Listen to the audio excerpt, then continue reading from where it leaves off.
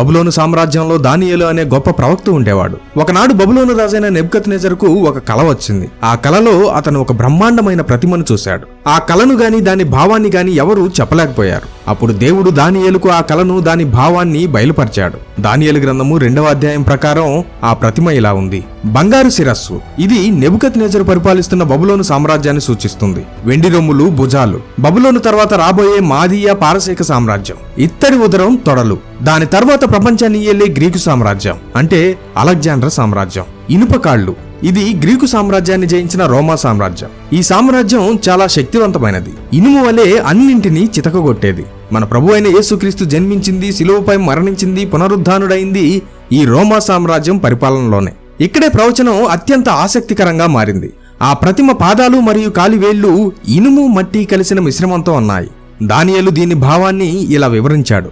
దానియేలు గ్రంథము 2వ అధ్యాయము 41 నుంచి 43 వచనాలు. పాదములను వేళ్లను కొంత కుమ్మరి మట్టిదిగాను కొంత ఇనుపదిగాను ఉండెనని నీవు చూచితివే. ఆ రాజ్యములలో భేదములుండును. ఆ రాజ్యము ఒక వంతు బలముగాను ఒక వంతు బలహీనముగాను ఉండును. మనుష్యులు ఏలాగున కలిసెదరో అలాగున వారును కలిసియుందురు గాని ఇనుము మట్టితో ఏలాగున అతకదో అలాగున వారు ఒకరితో ఒకరు అతుకకుందురు.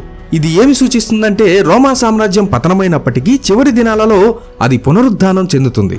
కానీ అది ఒకే బలమైన రాజ్యంగా కాకుండా అనేక రాజ్యాల కలయికగా ఉంటుంది. కొన్ని దేశాలు ఇనుము వలె బంగారంగా, మరికొన్ని మట్టి వలె బలహీనంగా ఉంటాయి.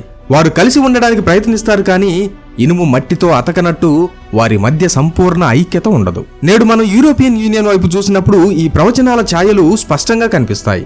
ఒకటి పునరుద్ధానం చెందిన రోమా సామ్రాజ్యం. ఐరోపా సమైక్యత పాత రోమా సామ్రాజ్యం విస్తరించిన భౌగోళిక ప్రాంతంలోనే ఏర్పడింది. చాలా మంది బైబిల్ పండితులు దీనిని ప్రవచనాలలో చెప్పబడిన పునరుద్ధరించబడిన రోమా సామ్రాజ్యానికి ఒక ప్రారంభ రూపంగా చూస్తున్నారు. రెండవది 10 వ్రేళ్లు 10 కొమ్ములు. దానియేలు గ్రంథం 7వ అధ్యాయం, ప్రకటన గ్రంథం 13వ అధ్యాయం, 17వ అధ్యాయాల్లో ఈ చివరి సామ్రాజ్యం 10 కొమ్ములు గల కూటమిగా వర్ణించబడింది.